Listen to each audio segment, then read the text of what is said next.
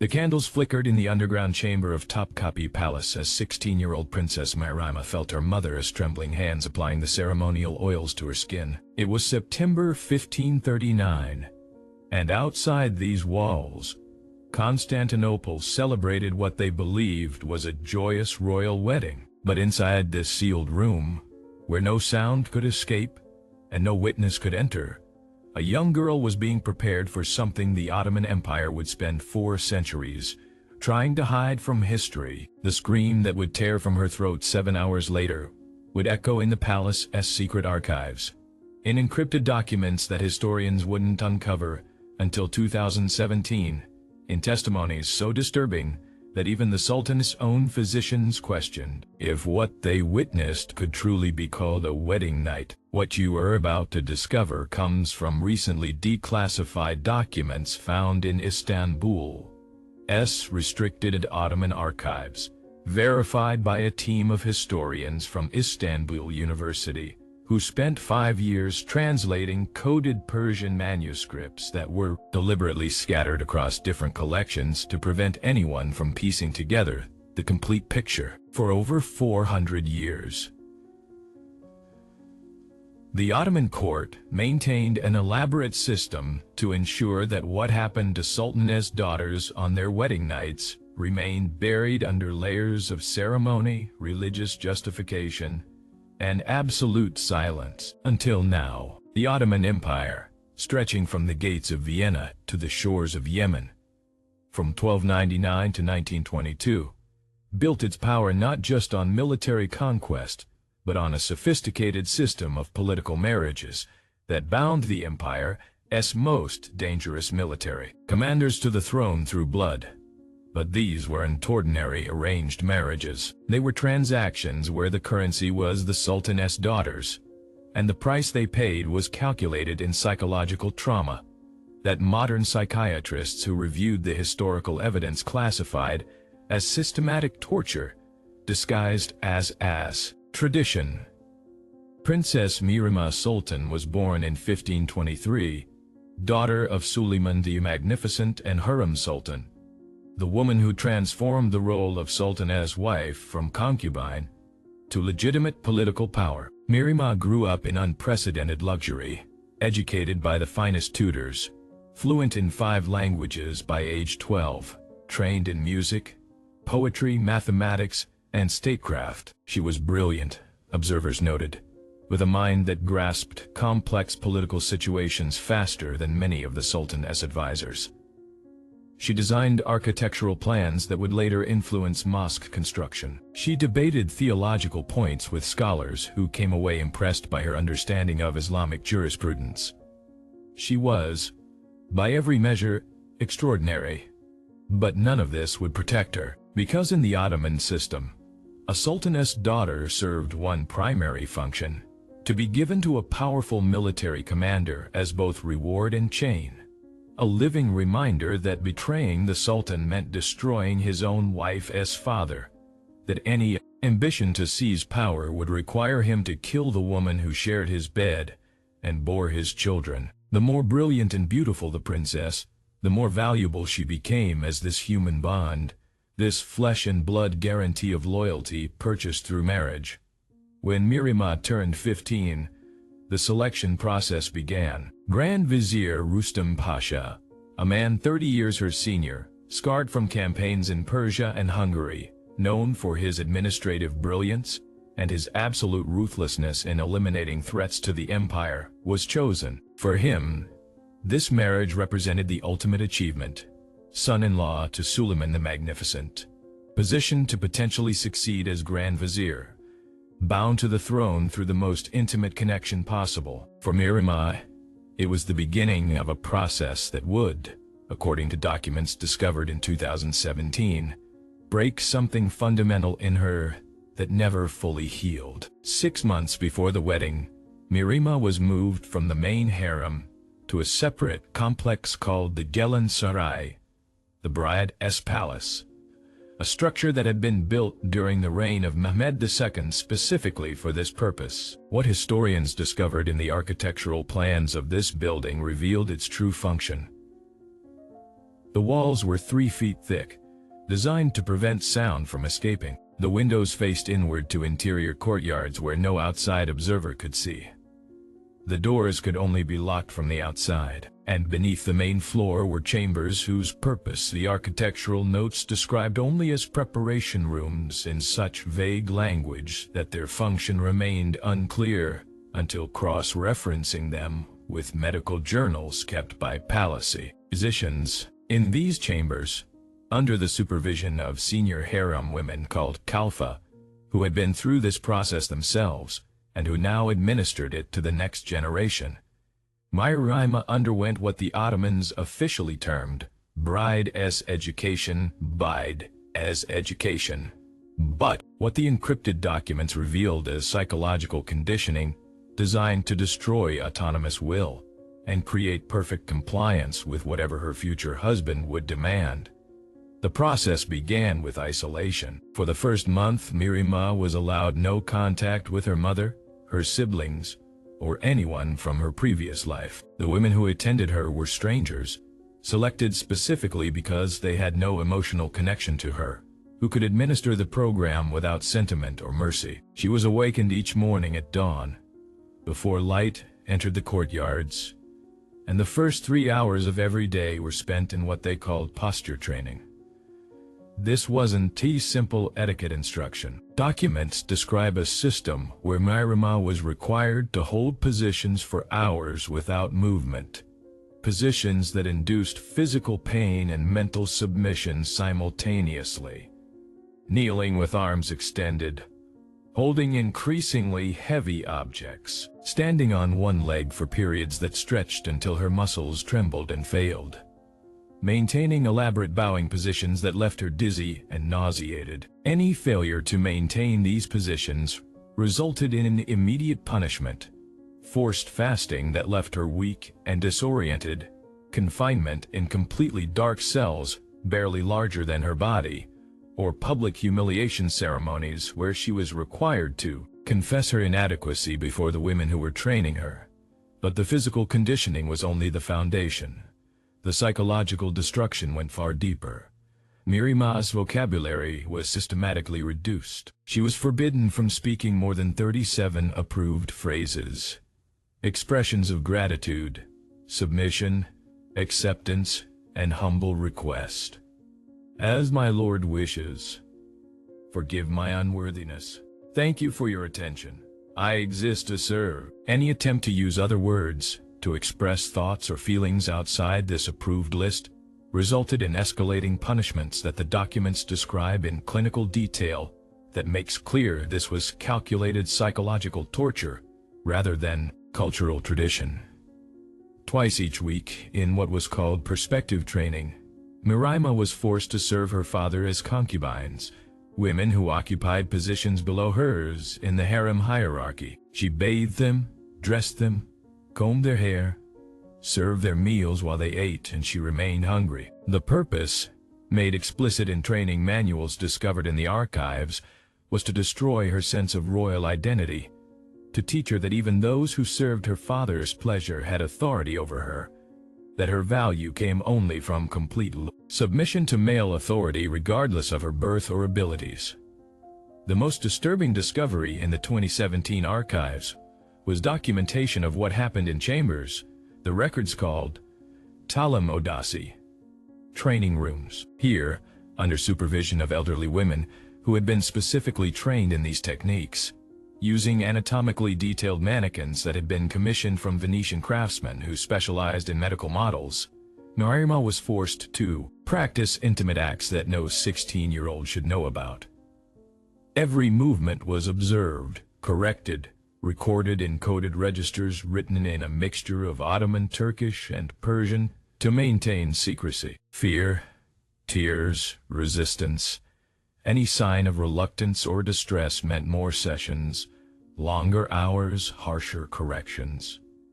The girl who had debated scholars was being systematically erased. In her place, they were building an obedient instrument, a body trained to respond to commands, a voice trained to express only approved submission, a mind trained to accept that her worth existed only in her usefulness to her husband and her father's political purposes. 1 month before the wedding, the process intensified. Mirima was moved to an even more isolated section of the complex, where every aspect of her existence was controlled with obsessive precision. Her diet was regulated not for health but for psychological effect.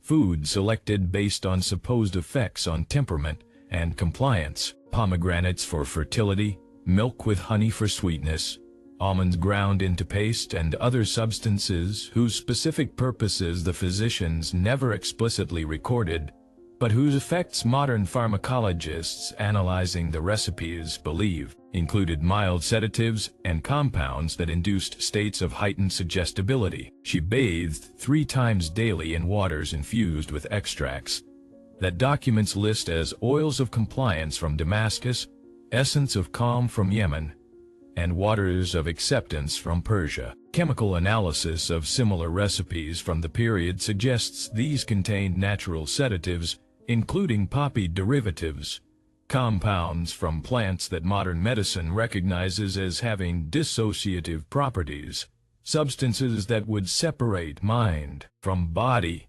making resistance feel impossible even if the will remained.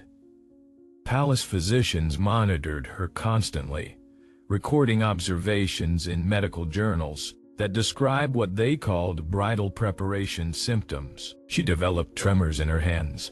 Her breathing became rapid and shallow without apparent physical cause. She startled violently at sudden sounds. Her sleep became disturbed by nightmares she couldn't remember upon waking. Today, any trained psychologist would recognize these as textbook symptoms of severe anxiety disorder and trauma response. Then, they were simply considered normal parts of the preparation process. On the final night before the wedding, Mirima was given a special tea. The recipe, preserved in pharmaceutical records and analyzed by modern chemists, contained concentrated poppy milk, extracts from plants identified as containing compounds similar to modern dissociative drugs, and other substances whose exact nature remains unclear but whose effects were unmistakable. She was meant to be physically present but mentally absent, awake but compliant, conscious but unable to resist. The wedding day itself, October 26, 1539, was celebrated across Constantinople with a magnificence designed to demonstrate Ottoman power and wealth. 3 days of festivities, processions through streets decorated with silk banners, musicians from across the empire competing to be heard, mountains of food distributed to the crowds. The public saw a beautiful princess marrying a powerful vizier, a union that strengthened the empire and honored both families. But what happened after the public celebrations ended, when night fell and Mirima was taken to the bridal chambers, was something completely different. The architectural records show these chambers were specifically designed for what would occur there. Multiple entrance points that could be sealed from outside, observation positions hidden behind decorated screens, where witnesses were required to remain throughout the night to verify consummation. Medical equipment prepared in advance, and furnishings that served purposes beyond comfort, concealed restraint systems, cushions treated with sedative oils, lighting designed to create specific psychological effects. Rustam Pasha had received his own preparation from senior military commanders and court advisors. Instruction not in love or partnership, but in domination and control. The marriage was not conceived as the beginning of a relationship, but as an assertion of ownership, a demonstration that the Sultan's daughter now belonged to him, that her brilliance and education and royal blood meant nothing compared to his authority over her body and her life. What happened in that chamber, documented in encrypted medical notes written by the physicians who observed from behind screens, describes not a wedding night but a systematic breaking. Mirima, already weakened by months of conditioning and sedated by the compounds she had been given, experienced what the doctors recorded as complete collapse of will, a state where consciousness remains, but agency vanishes, where the body continues to function but the mind retreats to somewhere unreachable. The physicians recorded internal injuries, multiple losses of consciousness, violent trembling that continued for hours, a condition they described in Persian as ruh ayriliği, separation of soul, where the person remains physically present but psychologically absent, fled to some internal space where the trauma cannot reach. This wasn't rare. The documents show similar reports for dozens of other princesses, suggesting this outcome wasn't an accident, but was the expected result, perhaps even the intended result, of the entire preparation process. When dawn broke over Constantinople, the wedding was declared successful. Witnesses confirmed consummation had occurred. The empire celebrated the new union, but in that chamber, according to testimony from servants who were finally allowed to enter, they found a young woman who would never again be the brilliant princess who had debated scholars and designed buildings. Her mind had gone somewhere else to survive what her body had been forced to endure.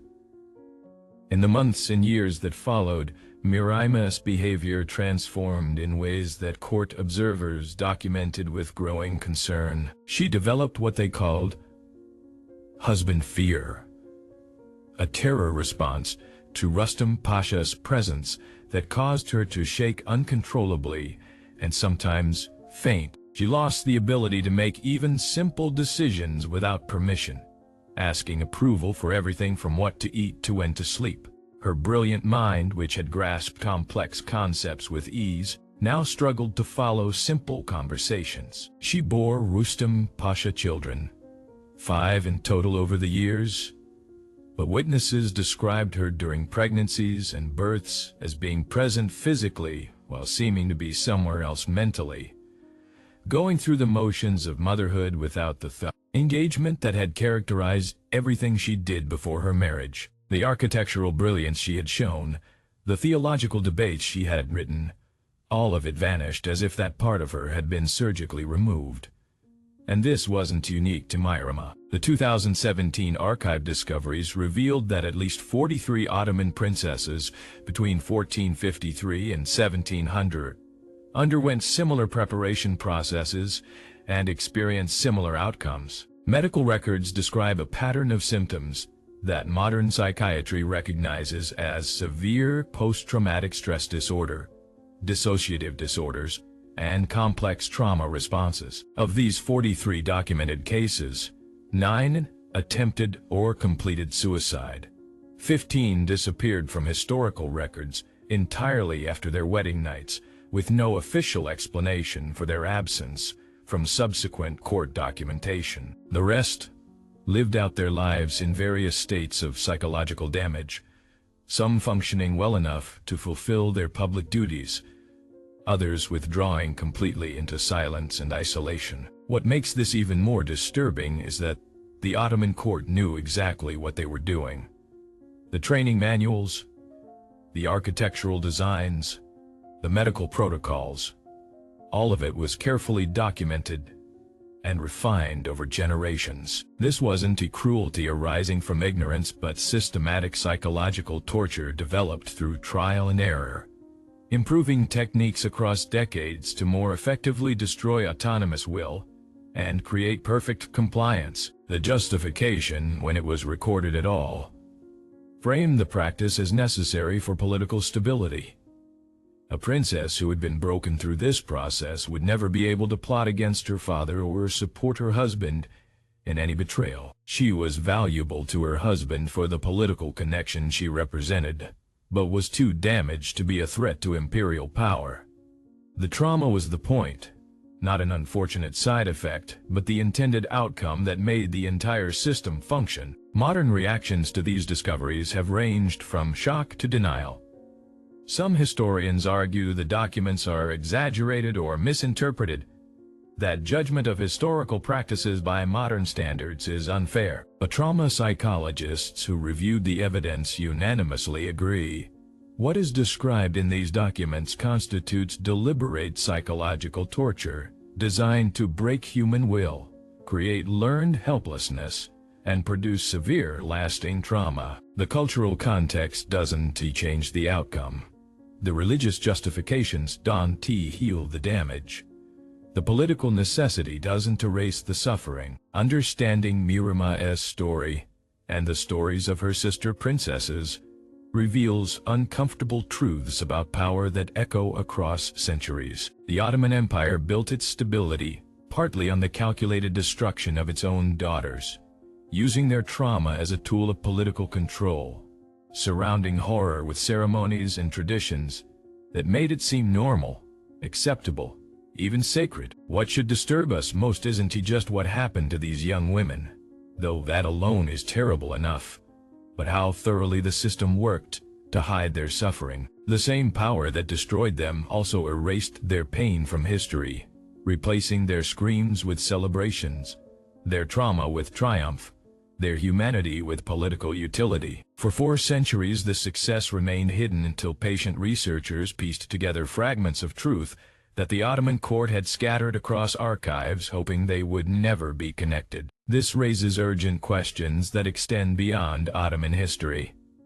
How many other buried truths wait in restricted archives worldwide? What systems of power still operate today under different names, different justifications, but with similar purposes: to break will and enforce compliance through calculated trauma? How many voices throughout history have been silenced in the name of political necessity, cultural tradition, or religious authority that we still haven't recovered? The story of Mirima and her sister princesses reminds us that history isn't just the chronicle of emperors and their conquests. It's also the record of those who suffered under their power, the truth that institutions tried to erase, the pain that survived despite every attempt to bury it. When we recover these stories, we do more than understand the past. We honor the humanity that was denied, speak the names that were forgotten, and refuse to let suffering become invisible simply because it was convenient for those in power. A preparation process designed to create perfect obedience became systematic psychological torture.